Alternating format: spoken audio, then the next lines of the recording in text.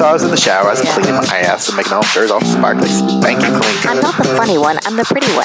Cock shots. I just checked myself out. Candles, music, wine, and then lube up and get on top. The glory hole's like like dick theater. I've imagined your mouth. Which means your pants had better come off. Mama needs playtime. We're not sluts. We just love love.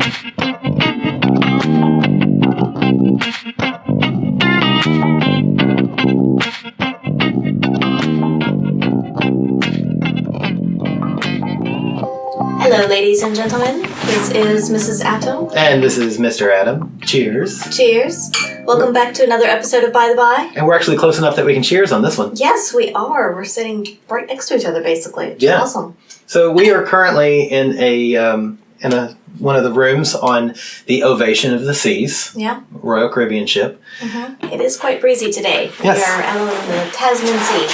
Are we? Does this Actually, I think we've technically just passed the Tasman Sea because the captain just said we went through the strait. Yeah. So, whatever. Yeah.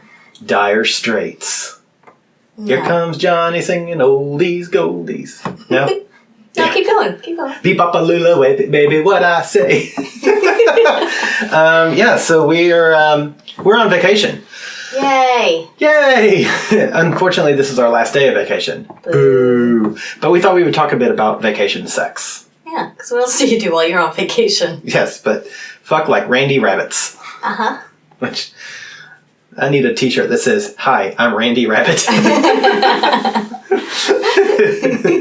The god O Rando. So I guess the first question I would say is, for you, how is vacation sex different than like our normal sex?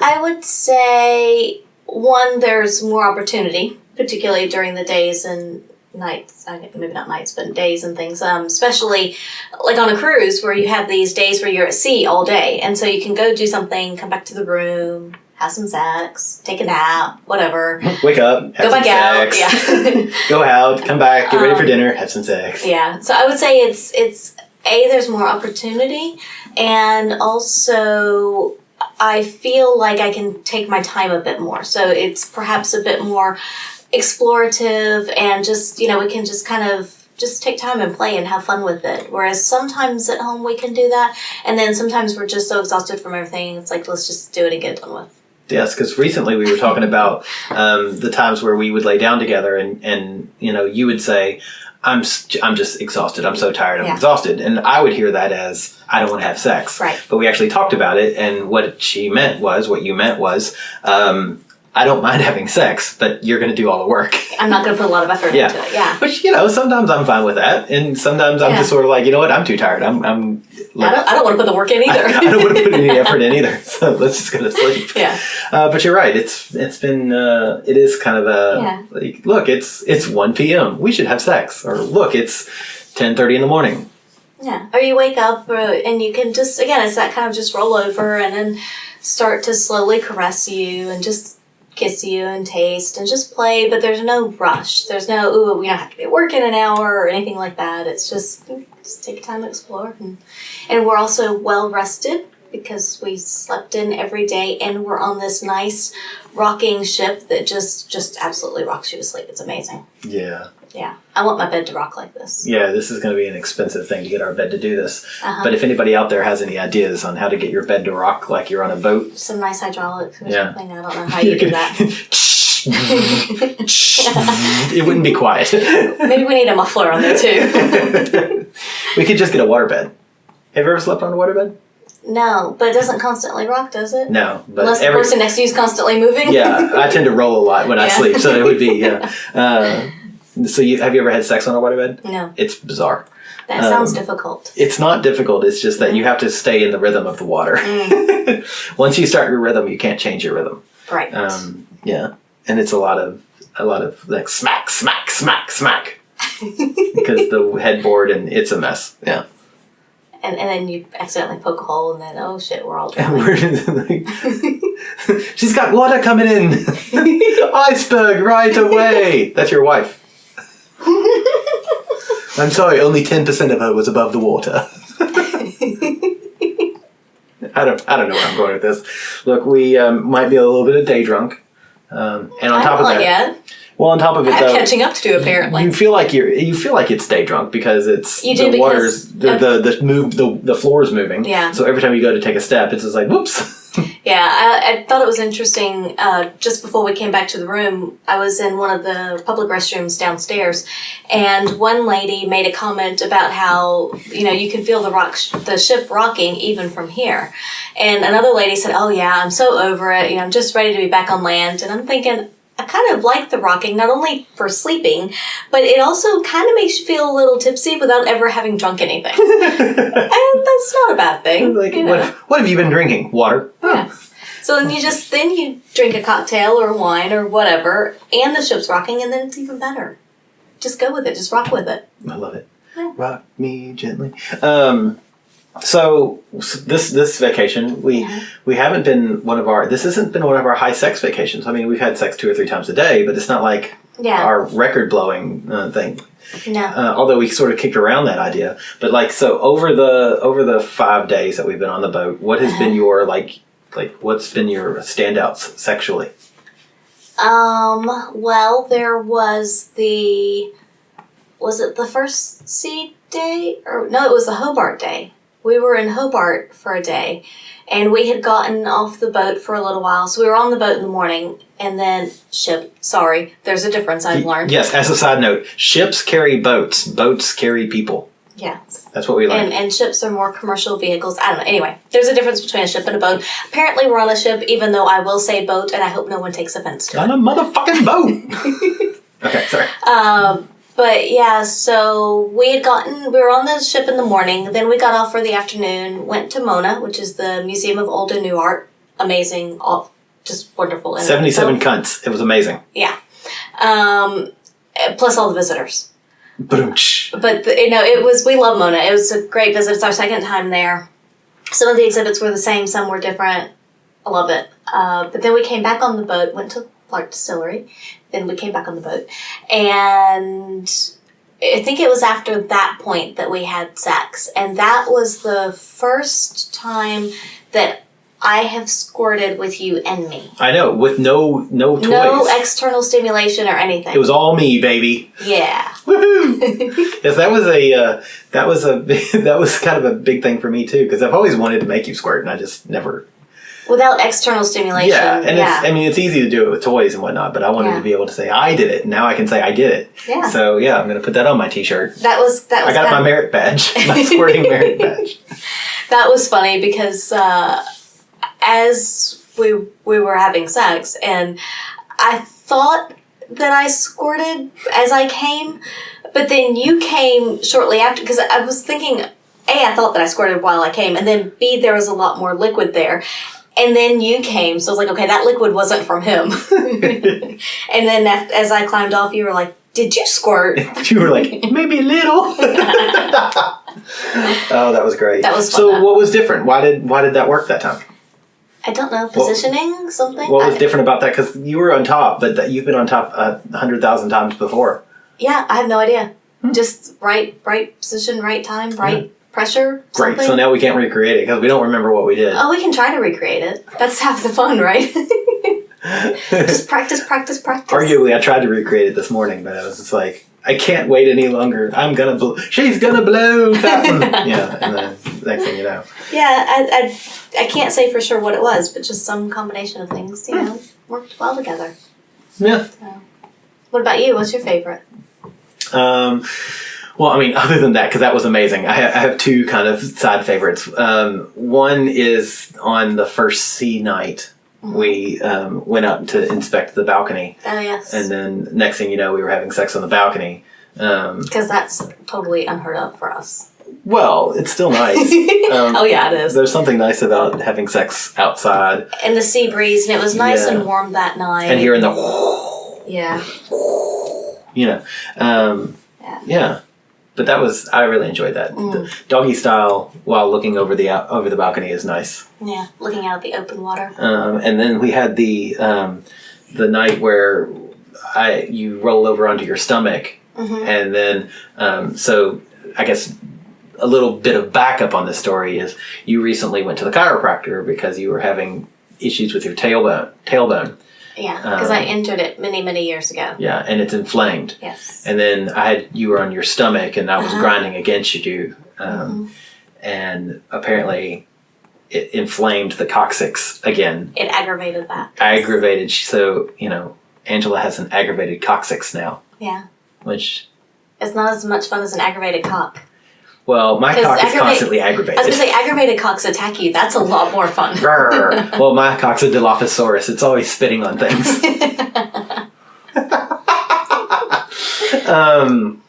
Yeah, so I spent most of the next day walking around going, yeah, I tore that ass up. I tore that ass up. Yeah, it's going to be fun going back to the chiropractor next week and explaining to him that, yes, it was getting better until Saturday night. What happened Saturday night? Yeah, it's going to be awesome. Yeah, that'll be fun. Don't injure your tailbone if you can help it. It's really not a good thing. Yeah. Long term. Yeah, we had some wonderful shower sex. We've had some wonderful bathtub sex. Oh, bathtub sex, yeah. Yeah, it's been a sexy weekend. Yeah, it's been good. We haven't had the super high numbers kind of thing, but it's been really nice. And like I said, it's just fun to kind of laze around and explore and play with each other and not feel rushed. And we're well rested, so I think that kind of adds to it as well because you're not exhausted thinking, oh, I need to do this. Not that we ever really think of it like that, but still. Well, you sometimes feel like we should probably do this. We both had that feeling. It's it's just how it is. So I would also say, how is this week different than other weeks? Is that there's nobody else. It's just the two of us. Yeah. Which is nice because oftentimes in a week, I would say at least we average once a week playing with somebody else. Somebody else in the bed with us. So it's been nice to have, especially if you count the times to the club. Yeah. It's been nice having just the two of us and focusing on one another. That's been fun. It has been good just because we have been so busy lately, and I would say we probably haven't focused on each other as much as we should have, perhaps. Or could have. Yeah. So it has been really nice just to be the two of us. So I guess then one question I'm sure people might be asking is, what can they do either at home or on vacation to recreate vacation sex? I would say one thing for sure, which has helped, is, like I just mentioned, being well rested and just kind of being in a nice, calm state of mind, or as calm as you can get state of mind. I know for you that's very difficult. Yes, it's very difficult. But I think that helps. And also, because we are on a cruise ship and we did not get the internet package, phones are off, all electronics are off. It's just us. We don't really have contact with the outside world. Now, when we stopped in Hobart, we were online for that day for a few hours briefly. But other than that, we're when we're here, it's just us. And so we go to meals, we have to talk and converse, with ourselves and with others around us. We wander around the ship and it's just us, there's no, oh, look, my phone buzzed or I'm getting a call. Sitting at the wine bar, sitting at the piano bar, you've had a chance to sing quite a bit there. But again, because you can be in the moment, you're not, always on your phone thinking what's going on, in cyberland kind of thing. Yeah. So I think just doing that, kind of turning everything off and being present in the moment, focusing on each other and taking the time to do that and to just kind of play and relax and just explore and not think that because we're having sex, there's not a goal at the end. The sex is the process. It's the journey. It's the having fun with it. It's the foreplay. It's the just kind of feeling one another. And, even when you're getting a drink at the bar and I come up behind you and put my arms around you, but just kind of creating that closeness, I would say. I would agree with most of that. It is nice to not have the distractions of the phones. Yeah. I think anymore technology, the TV has come on a couple of times, but when we turn it on, it's almost always to see they do the map of where you are in the world, and it's always to see where we are and how fast we're going. Yeah, how fast, what the temperature is, blah, blah, blah, blah. And so we're not being distracted by television, and I think that's something that a lot of us suffer from. I know previous relationships of mine have suffered greatly from that, from, the crutch that's the television or phones or games or whatnot. And so it's nice to to be able to, like you said, to go out to dinner and to go to drinks, and even if we don't say anything, we're still present with one another. Mm-hmm. And it's interesting because, like, last night we went down to the bar. You took your Kindle, and I had my notebook, and I was just writing. And it's one of those things that we're not talking to one another. But for me, reading and writing is still one of those things that we're actively focused on one another, even though we might be focused on something else. It's not like screens really take us away from each other. So it's kind of nice to... And we were also, we're sitting next to each other. We were still touching each other and reaching across and that kind of thing as well. Yeah. And it's also kind of fun, especially on a cruise ship, or I'd say any public place. It's just, we'd sit at the bar and just watch people walk by and look at body language, especially when the photographer is out, the ship photographer is out taking pictures of people.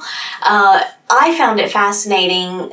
When people would go up for a photo, the first pose they did before the photographer told them how to pose was always telling to me. And you could see so much from that.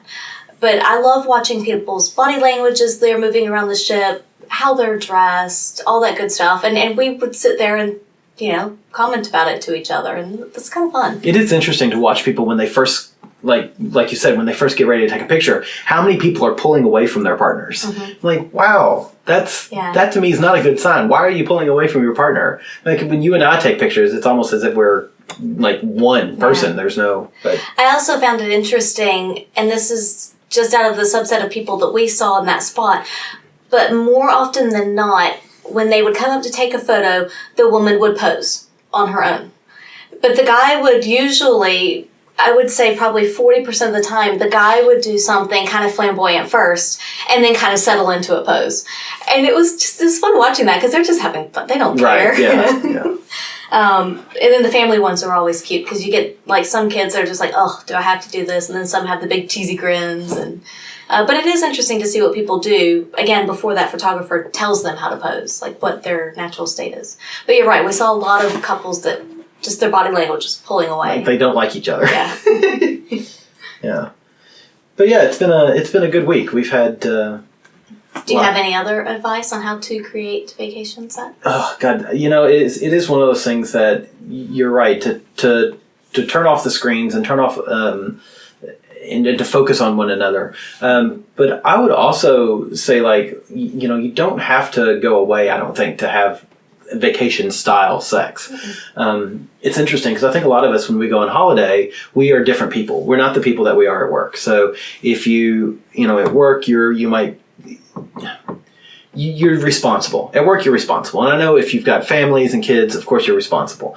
But you can sort of, I'm using air quotes here, go away without physically going away. So if you have someone take care of the kids, or if one night you go out to dinner with your partner, you treat that as a mini vacation. And then, so what we do on vacations, you and I are very different people on vacation than we are in the real world, I guess, in that we are more apt to just say, oh, let's just do this, or let's try this, or let's not have a schedule or a plan. Yeah. Let's just sort of experience. So I think that sexually we can do the same thing, rather than, like you sort of touched on it with the scheduling thing, rather than focus on, A, then B, then C, then D. Let's just throw the schedules out the window and let's just say for the next couple of hours, we're just going to have fun. Let's just explore and go slow. We can go fast. We can go twice.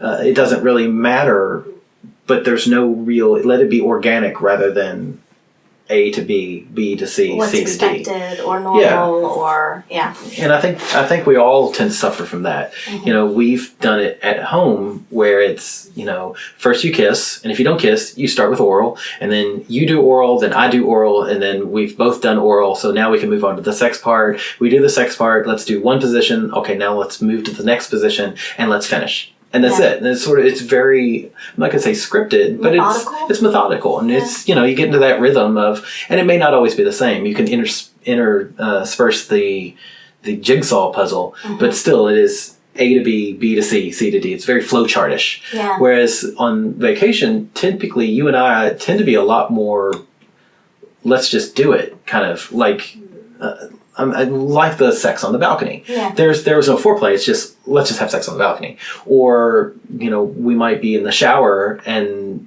then it's washing one another, which isn't something that I think we do very often at home. Yeah. We rarely take showers together at home. The shower's small. Yeah, well, this shower is smaller than our shower. But it has a bench. It does have a bench, but it's a tiny shower. And we managed to fit in there, and we managed to have sex in there. So we could do it. That's true. We just don't. Yeah. Because it is sort of out of that thought. Yeah. We're not in the thought. But here we are on vacation.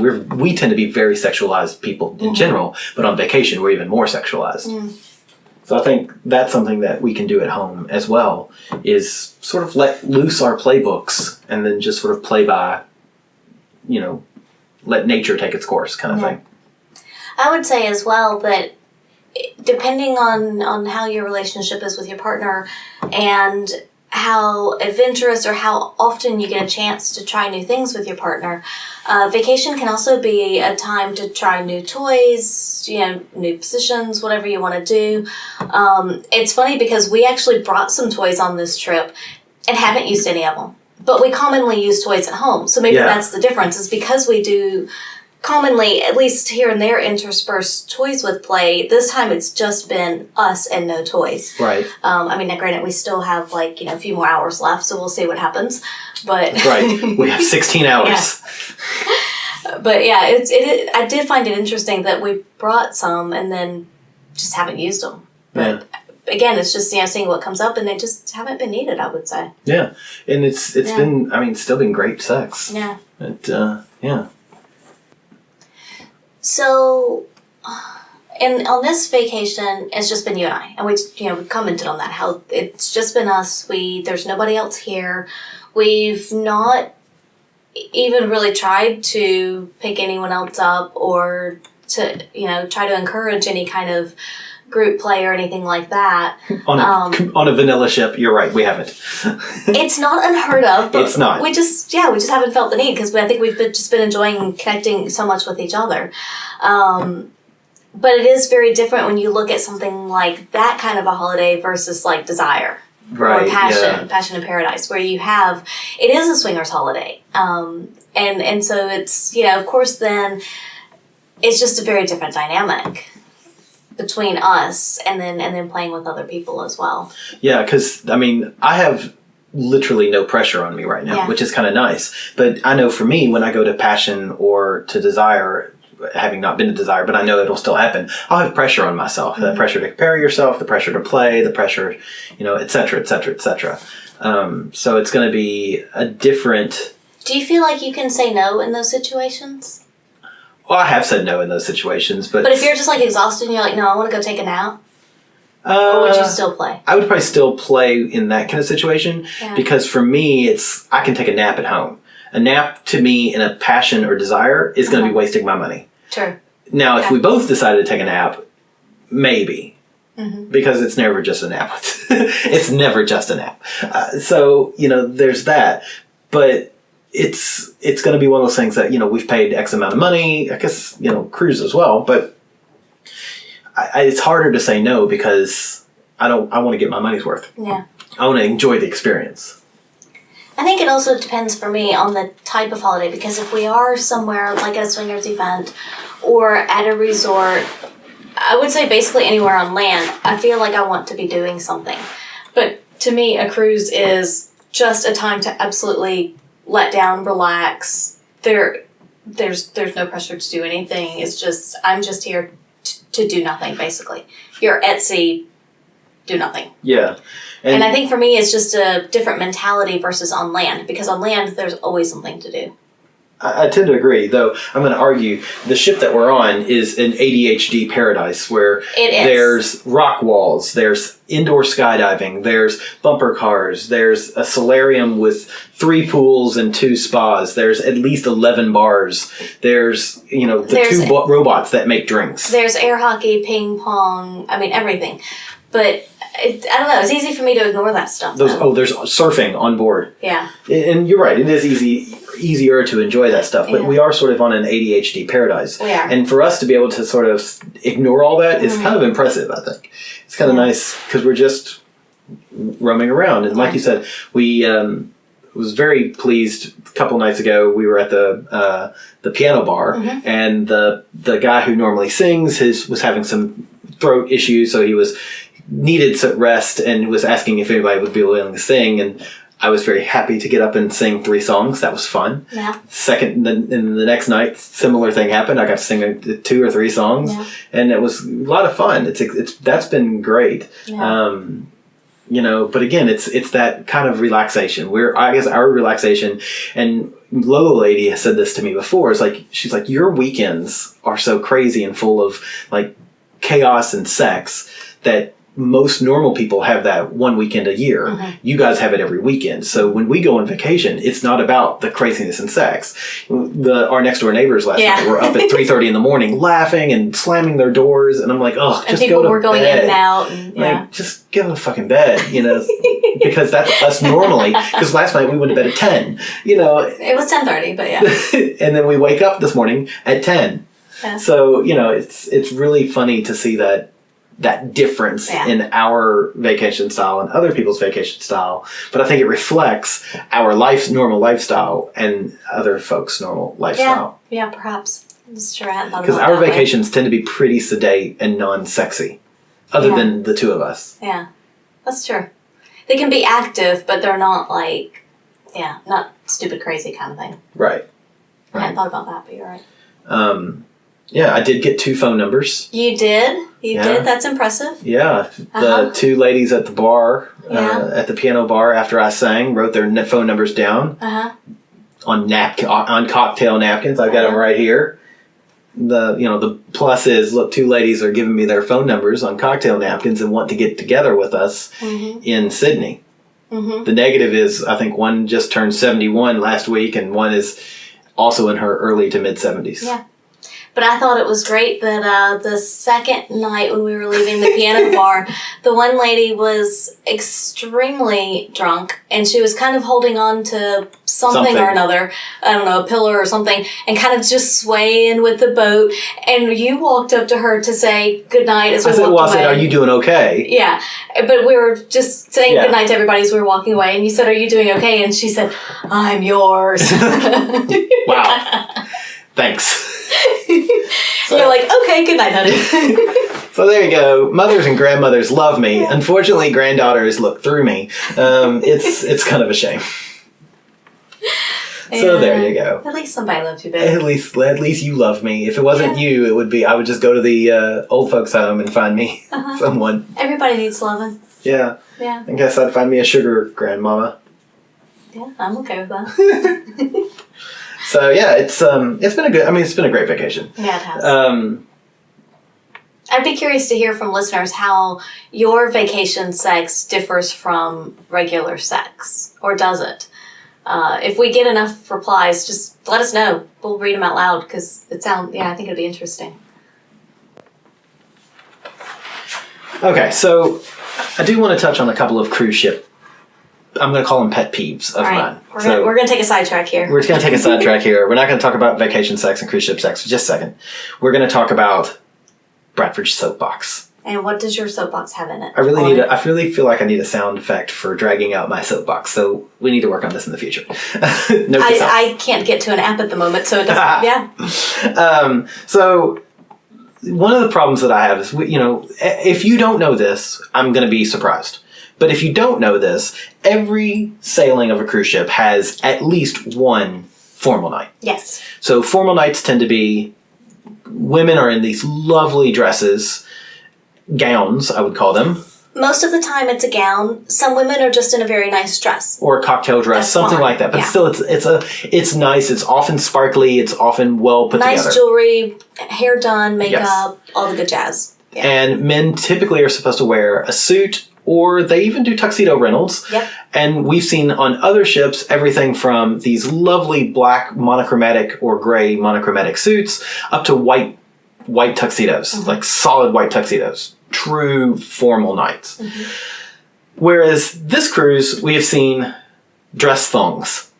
And I don't know if that's an Australian thing, if it's just fucking lazy, but look, when you go on a cruise ship, do a little bit of research, realize that you have to get dressed up. You should get dressed up. And, we're seeing guys walking around in these ratty ass t-shirts, fucking shorts, and flip-flops. Yeah. And that to me says the major thing, which is two things. Actually, I'm going to say two major things. I don't care. Uh-huh. I don't like sex. That's what wearing that to a formal night says. And especially we saw on formal night these women that are in these beautiful dresses and there are guys behind them in jeans and a t-shirt. At least they were wearing jeans and a t-shirt. They weren't wearing shorts. Some of them were wearing shorts. Yeah. But again, it's, the women are all dressed up. So clearly one party knew that they needed to look nice. And if you didn't and still made it on the ship without any kind of even a pants and a button up at the very least, you can go and rent a tuxedo. You can. There are ways around it. Yeah, and it's just. I think that makes a statement about the man. He doesn't care about his partner. He doesn't really care about himself. He doesn't care what other people think about him, which is good. That's the only good part. Yeah, I don't care what other people think about me. Yeah. At the same point to that, like, you clearly don't care about anything. Yeah. That's the problem. Don't care about what other people think about you, but you should at least care enough to make an effort for your partner. I was going to say, you should make an effort for your partner and to show them that I'm going to say value them and their relationship enough that you want to look nice next to them. Yes. Because, a little bit of effort goes a long way. Yeah.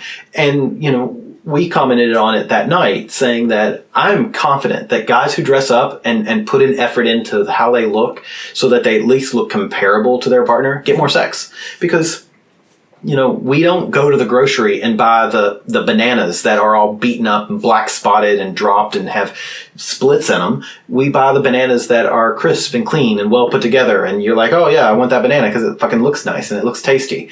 The same goes to men. Nobody wants somebody who looks like they've not put an effort in and they just have been rolling around on the floor, rolled out of bed, and let's go to dinner. No, we want the ones that are crisp and nice and put together and look tasty. Exactly. And it's really funny too, because the excuses I've heard is, well, I'm on vacation. Well, then pick another fucking vacation. Or pick a different cruise line. There are cruise lines that don't adhere as strictly to the dress codes, but put in an effort. I don't care if you're on vacation or not. It's one fucking night. But even so, your partner put in an effort. Yeah. Because I don't think we saw any couples where both were like jeans and t-shirt kind of, no. I'm going to say, for lack of a better word, sloppy. But there was always, in fact, I don't even think we saw one where the man was dressed up and the woman wasn't. Oh, gosh, no. The women were always dressed up. Yes. And if your partner has put in the effort, you should too. Yes. And I think that sort of goes as a blanket statement on everything. If your partner puts in an effort, you should put in an effort. Yeah. It's very, it just falls into that whole patriarchal, the man doesn't have to because he's the man. And I fucking hate that and want to sort of throw those people overboard. I don't think we're allowed to do that. I don't think we're allowed to do that either, but No. My second comment is not about how you dress. Okay. My second comment is these ships often have beautiful art all over them. Keep your grubby ass hands off the art. The art's not there for you to grope it. The art's not there for you to point at it with your fingers all over it. I hate when people touch my computer monitor. Uh-huh. Don't fucking touch the art. Yeah. We have seen a lot of that. People grope at art. Yeah. It's art. It's not your child. I was going to say both adults and children. Yes. And when the children have done it, the parents have not said anything to them as well. Which is kind of annoying because then I want to, but I don't really feel like I can. People are obnoxious. That's what it all boils down to. Obnoxious people. Don't be obnoxious. People who aren't obnoxious get more sex. I am confident of all these statements. I'm going to say the people who dress up, dress better, get more sex, and people who are not obnoxious get more sex. Okay. I'm saying that. Yeah. That's my flat statement. Okay. Soapbox. Okay. Drug away. We recently got an email. Yes. That we're going to read some excerpts from it. We aren't going to name who you are, but you know who you are. You're a listener. This was a very long email. It was very well put together, and it brought up some points that both of us wanted to comment on. So we thought we would do so on the podcast. Yeah, so in our, constant listeners will know that in our last two podcasts, we're all about headspace. Mm-hmm. Both for me and for her. So this this email sort of touches on that. I'm just going to read a few of the experts. I'm going to call this person an expert. A few of the excerpts from this email. Talking about our podcast. While I love that you deal with male bisexuality and with swinging in general in an honest, realistic, and funny manner, the reason why I'm writing tonight is episode 94. Your frank and open discussion about headspace and how it affects performance and erections really hit home for me. Although we've been playing for decades and have had more partners than I can remember, yes, my wife and I are sluts, and we're proud of it. And I love that statement. I may steal it. Yes, I think that needs to go on. That's going in our t-shirt fodder. Erection issues are a nagging problem for me. I've tried Viagra and other brands, and it's helped slightly, but not to a point where I would call it a solution, which of course points out the obvious, that my issue isn't a physical problem, but a mental one. So I want to make it very clear that, while I am a proponent of Cialis, I like Cialis. I've used Viagra in the past, but I like Cialis. I've still noticed so I think we should go back as to why do you need these pills? Not this listener in specific, but mankind as general. Yeah. Why do we need these pills? And we need these pills so that you can more easily and then sustain longer an erection. So I've never had an erection problem with you. Mm-hmm. But when we start introducing other people, then it becomes a problem. So sometimes, especially in big group play or anything like that. Yeah. So that right there tells us that the problem that I have is not a physical problem. Yeah. It's a mental problem. And I know that. For me, however, taking Cialis does help. But admittedly, I'll take Cialis. I'll also use a cock ring. And then I use Angela as grounding. I will go back to you. And when I'm with you, I'm grounded. And then once I develop the erection, it's easy to keep it because of the cock ring, because of the chemical. Then you can move on to someone else. And then I can move on to someone else. But starting with someone else only, it's a lot harder for you often. Yeah, so there's been many times in large group play that, you and I will sort of pull ourselves, even if we're in the center of play, we'll still pull ourselves together and we'll focus on one another, and then boom, the erection's there, and then I can kind of okay, I'm going to go out and play now. Mm-hmm. And that's something that I would advise this listener, to try. I don't know if you have already tried that. Yeah. But for us, it's something that's a grounding force. It's grounding, and that's what I need. And that was actually a solution by one of our therapists. We had a relationship therapist who find a sex positive relationship therapist. They can do you wonders. But that was her suggestion, was to try that. Yeah. She said that when you are having trouble in, whether it's with one other couple or in group play, she said, if obviously you Mr. Adam doesn't have problems with me. So she said, try just focusing on her for a little bit. And we did. And it was amazing. It worked really well. And it's something, like you said, we still employ that tactic whenever we're playing with people. Yeah. So the writer continues on. I overthink everything and am always worrying over something. Normally it's that my partner is having a good time. I also have self-doubt about my abilities, that the person having sex with me is doing so for reasons other than they actually want to, i.e., they're taking one for the team or don't want me to feel bad. I know this is all in my head, as many of our partners have come back to play with us multiple times or asked us links to our profile on dating sites. It doesn't change the fact that I have these thoughts. Mm-hmm. And I know I agree completely. I mean, because that's exactly where I am. And for me, it takes not even just coming back once or twice, but 5 to 10 times before I finally get comfortable enough and confident enough in both my ability, my sexual desire, blah, blah, blah, blah, blah, to where I'm, comfortable and it's easy to get an erection. Yeah.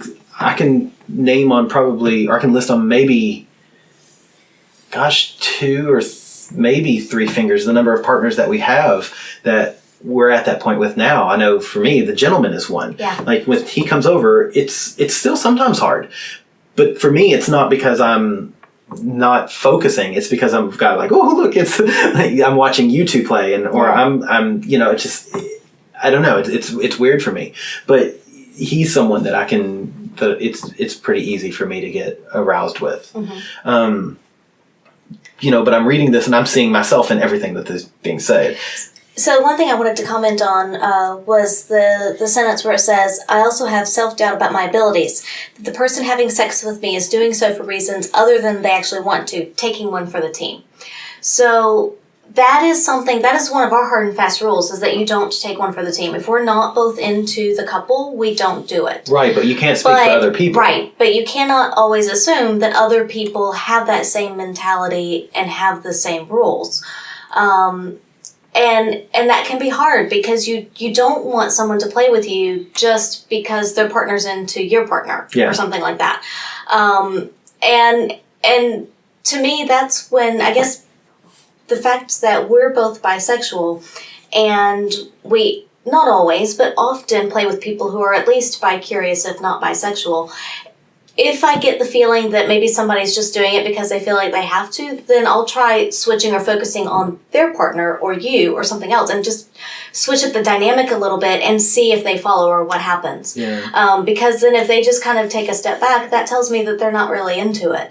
But then if they join in and kind of pass around somewhere, then that kind of tells me, okay, well, maybe they are then.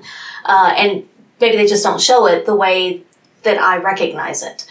Which can also be a problem if somebody's expressing it differently than what you recognize. But again, the first time you play with anyone is going to be a little awkward. There's going to be some of that learning experience. It's never going to be perfect.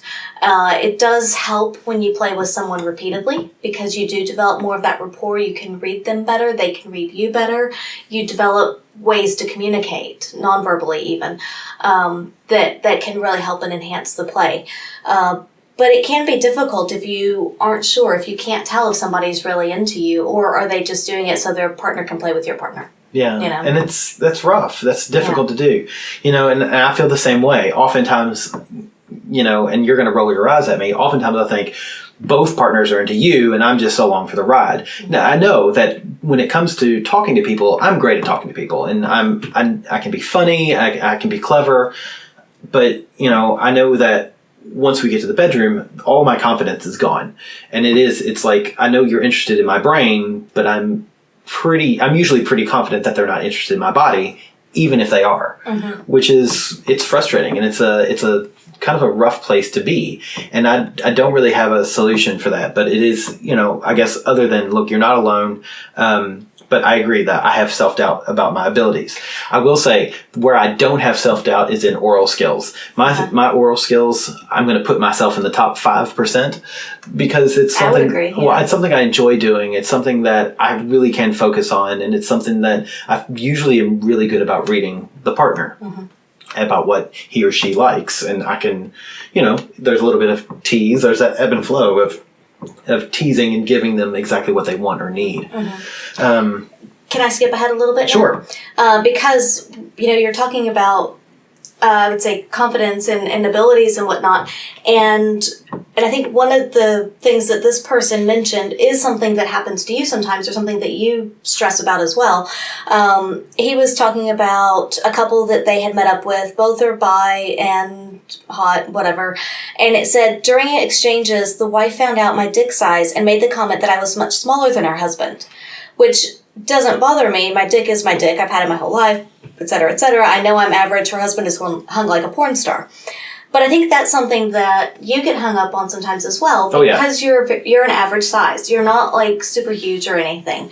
But when somebody comments on that, it could be like, even if their partner is porn star sized, it's still that a little demoralizing to say that, oh yeah, you're much smaller than my husband, And I guess it depends on the wording, the tone, how it was said. But still, they can just kind of be like, well, okay, I don't know. It just seems like an odd thing to comment on, but it is very interesting because I remember hearing things at the club, somebody talking about breaking up with a guy or not, whatever, and the first response one of the women shouts was, "What, did he not have a big dick?" Yeah, and it's things like that I've seen. If that's all you're concerned about, that's a problem. Yes. But I think even a bigger problem is commenting on, because I think that says so much about a person. Right. If that's all it takes, then there's a lot of negativity that can come along with that. Right. That then affects performance and play and everything else. He does go on to say that she added she loves anal, but he's too big for her. She would love it if I could fuck her in the ass at some point. So that's a positive to a small dick. I mean, come on. Who doesn't want anal? What guy doesn't? And if you're small, you're much more likely to get it. That's very true. And I also, before, you and I were together, or I guess as we started hooking up, I had a partner who was very large. And I could only have sex with him like once every 12 hours. Because it was just too big. I was like, I can't take it more than that. But with you, you're that perfect size that you're a good size, you feel good, you hit all the right spots. But we can still have sex. Like, we can fuck like bunnies every hour. It's good. It just, it's not too much that I can't take it anymore. Oh, and now I can say I can make you squirt. Exactly. But I do think it was interesting that he brought that up about anal play, because it's true. If you're hung like a porn star, you're probably not going to be able to get anal from as many women. Yeah. And then just to close out and skipping back into the email, one of the statements that I really like was, I much prefer a night of sex that happens spontaneously with no preconceived notions than one that has been planned out for months. And then goes on to talk about scheduling and kids and blah, blah, blah. But I completely agree with that, because it is one of those things. Pendulum night is the perfect example. Pendulum night is the night that I feel responsible and like it's my job to perform. And when I'm there, it's usually the last thing that I can focus on is performing. And so I end up really not enjoying the night. It's a great party, and I really enjoy talking to everybody, but not having sex, I should say. I'm enjoying the night because I'm enjoying seeing everybody and talking to everybody, and it's a great experience. But you don't have sex as much. It's an ice cream sundae without the cherry. But I will say that I do tend to agree that it is more... I'm going to say more fun, maybe not necessarily more fun, but spontaneous sex, where it just kind of happens. And that's what we like about, I would say, some of our pants on / pants off friends, is we can go out to dinner or have them over for dinner, and there's no real expectation of sex. But if it happens, then that's awesome. Yeah.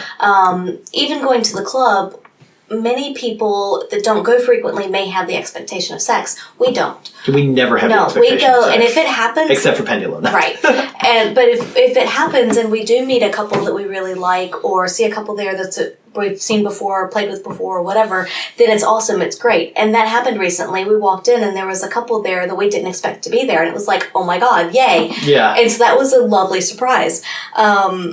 But so those nights are really good, and it can be difficult because when you are planning out a date far in advance, again, trying to get everyone's schedules to match up, especially if one couple or both have kids, that can get infinitely more difficult.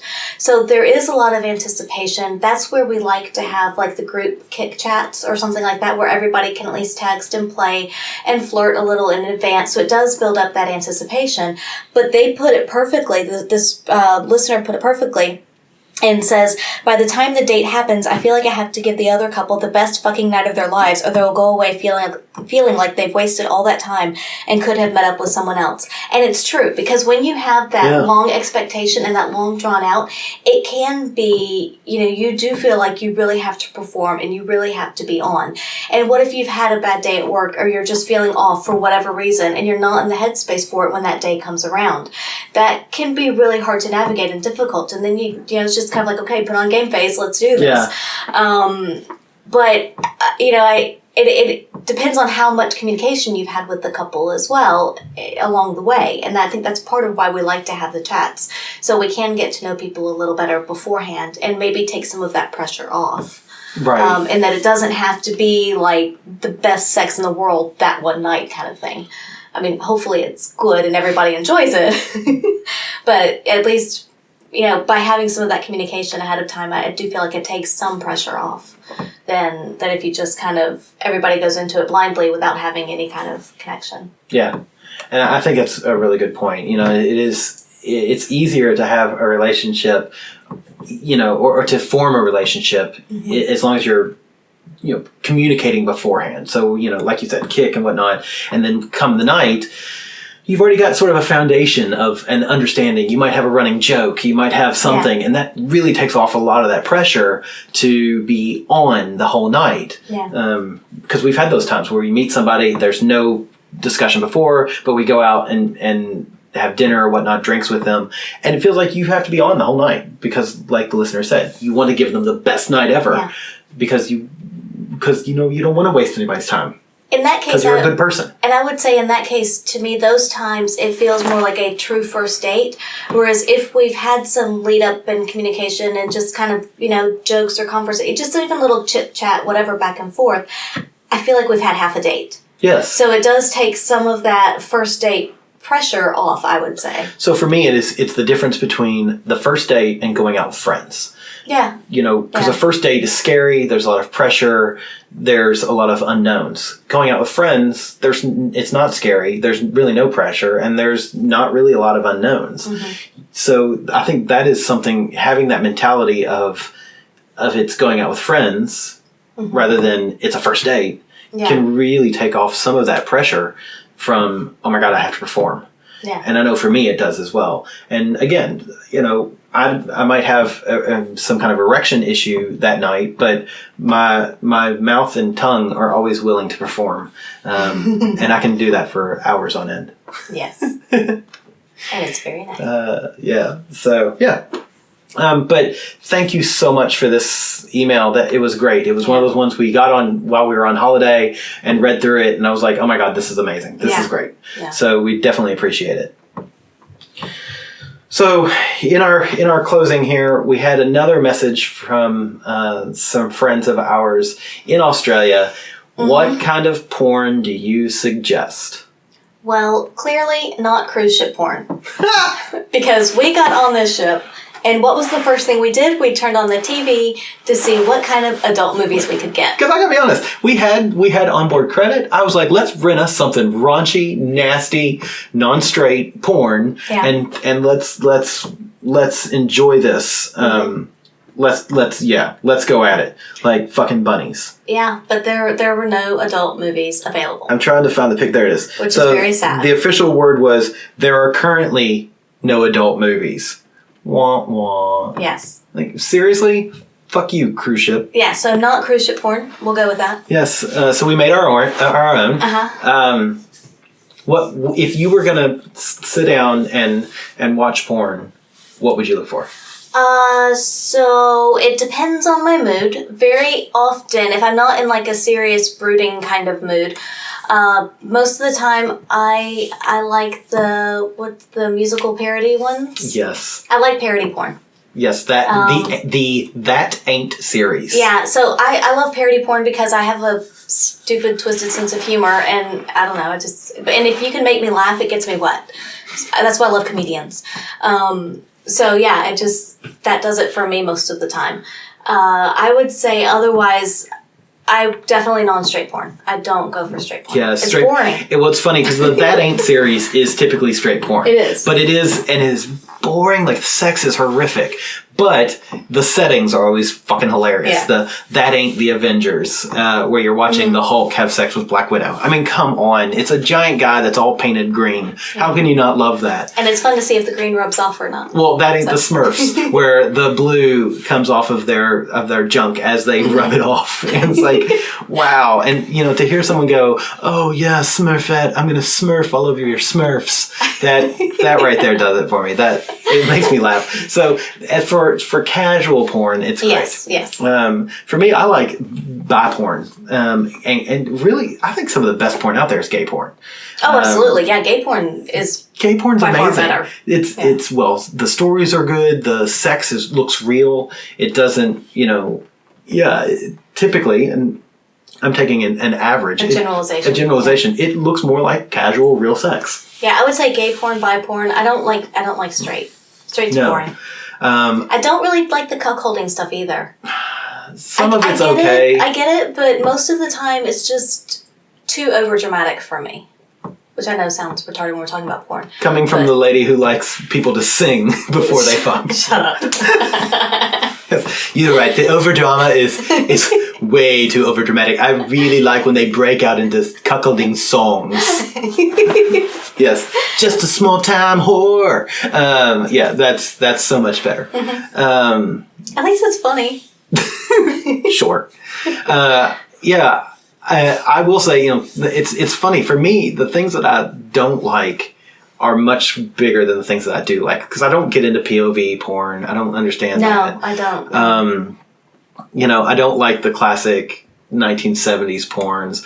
I like, honestly, things that look like real people just setting up a camera in their room and having sex. Mm-hmm. That's what I like. It feels a little more natural. I want women who look a little more natural, women who actually look like they're into it and enjoying it. Yeah, when the woman looks like she's bored to pieces, that's not exciting. Or if she's just going, ooh, ooh, ooh, ooh. I'm like, good God, you fast forward, and then you stop and you hear, ooh, ooh, and you're like, holy shit, was she doing that the entire time? Like, that for me is a bit much. Yeah. But yeah, so I guess to sum it all up, homemade, gay or bi porn. Yeah, that's what we listen to. And I will stop right there and say it is very important to pay for your porn. Yes. Pornhub and it's amazing to me that sites like Pornhub, RedTube, XTube, XHamster, etc. That's no different than us going to YouTube and finding a movie that has recently been out. There's a really great audio series called The Butterfly Effect, where they talk about the porn industry. The fellow is investigating the porn industry, and he's talking about how websites like Pornhub have changed the porn industry. And one of the comments that one of the directors makes is, I'll make a movie today and it'll be on Pornhub tomorrow. And during the interview, he actually gets online and goes, oh yeah, this is a movie I made last week. It's now completely up on Pornhub. And they get nothing for it. Yeah. So Pornhub isn't required. Now they can petition to Pornhub and Pornhub will take it down, but then another user will put it up. You've got millions of users uploading, so it's impossible to keep on top of it. Right. So, and if they're not getting paid for it, then they can't keep making it. Yeah. And so, and also it's going to change the quality. Yes. You're going to get shittier and shittier porn with shittier and shittier actors and actresses. It's just, I think it's important to pay for your porn. Absolutely. You don't have to necessarily get DVDs, but just pay for a subscription to a site. Yeah. There are plenty of sites out there that do really awesome subscriptions. I'll say, we have Playboy TV, which isn't really porn. It's kind of porn light. It's a little bit of softcore. I love Playboy TV. It's great. It's really straight, but at least the performers act like they're enjoying it. Yeah. So yeah. But yeah, there's a lot of different sites out there, but definitely just pay for it. It's gonna, in the long run, you're gonna get much better porn for that.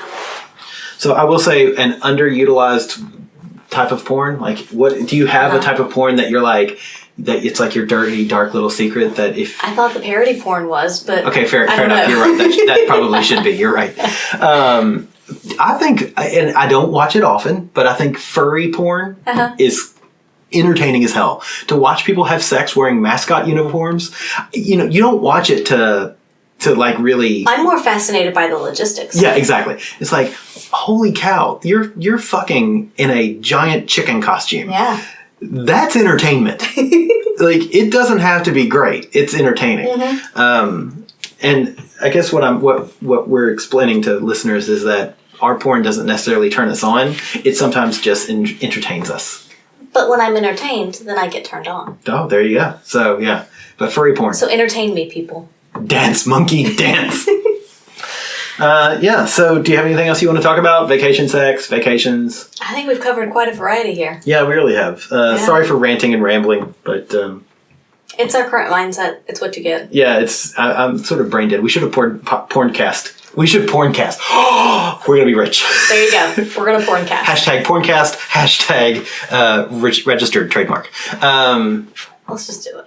Yeah. Porncast. Are we going to just go do it over there? Yeah. All right. So we're going to turn the mics off and we're just going to go do it. Yeah. So you can find us on our website, www.bytheby.com.au, on Twitter at By the By Podcast, Facebook and Instagram both as well at By the By Podcast. We've got the next Pendulum Party is in May.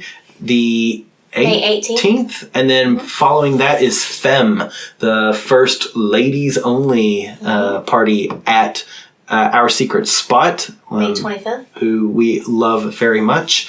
Yeah. Send us an email. The email we got today that we read was one that we got a couple of days ago. And we love getting emails like that. I want to personally thank everybody who emailed us over the last 2 podcasts, sending their thoughts. I even said, don't email us. I'm okay. But it's still nice to get these emails from folks and these messages from people sending positive thoughts and basically just saying telling me that I'm not alone, that they're feeling this too. And it is sometimes just knowing that you're not by yourself is enough to help pull yourself out of a funk. And it's been great. Yeah. So, we definitely appreciate it. But send us your emails, theatomsoflove@gmail.com. And we read all of them. We try to we respond to everything in time. Be patient. We're on vacation. We should close with the ocean as well. Oh, look, semen.